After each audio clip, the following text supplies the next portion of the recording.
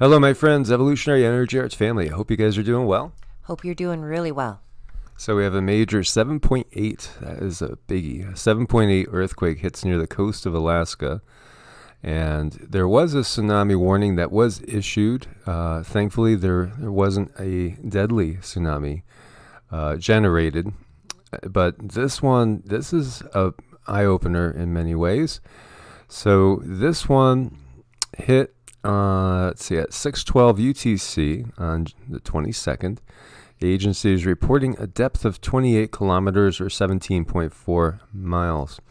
EMSC registered it as a 7.8, also at a depth of 30 kilometers.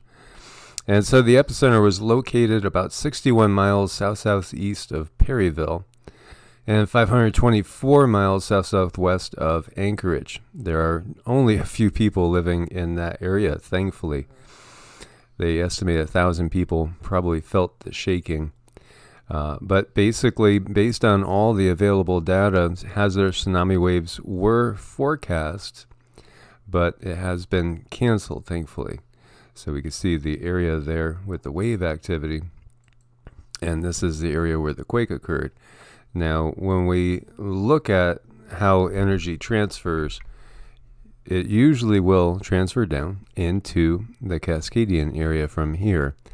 So we do see also a 5.4 here off of Vancouver. And so this feels like this is probably because of what we see over here. And you can see there's, in this area, 41 quakes. They say there's a 4% chance that we will see something actually larger than that 7.8 occurs. So we'll have to keep our eyes out for it. And again, the energy definitely transfers down. So when you're thinking about everything that's been going on with the slow slip in Cascadia and throughout the west coast of the U.S., this is something that definitely makes you maybe pay a little bit more attention. Yeah, it would kind of put me on my toes if I were there.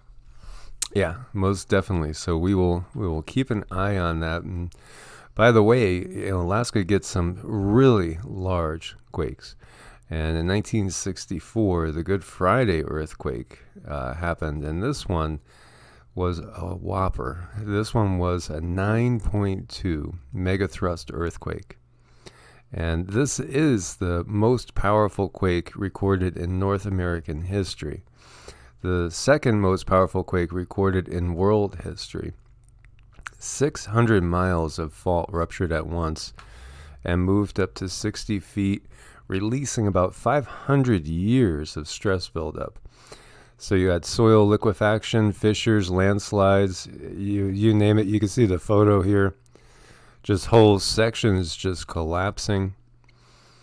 And there again, when we look at Cascadia, they're estimating that in the 1700 it had a 9.0 that caused also a major tsunami. So more than ever now, I would keep an eye on Cascadia as things are probably building even more.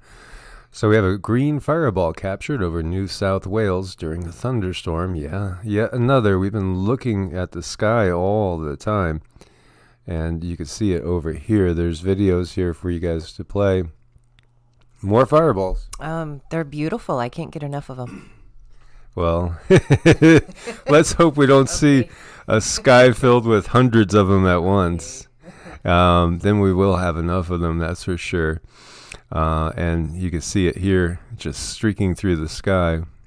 So yet another one. And then we have Douglas, expected to become a hurricane soon, and that's heading right towards Hawaii. Though it should not be very strong when it gets there, but it is heading dead on right now for the Big Island. And so we will watch this as well. And we have Tropical Storm Gonzalo forming. And this is the Atlantic's earliest, 7th named storm on record. So it's making to be a very busy season.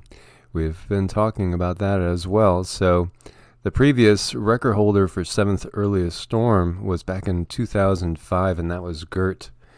So, wow, yeah, we're going to keep an eye on this one too. And you can see the path going right south of Dominican Republic and, perhaps entering the Gulf of Mexico. This is definitely a trajectory to watch. Anybody in the Gulf also going on up the Atlantic side, we'll keep an eye on this for sure.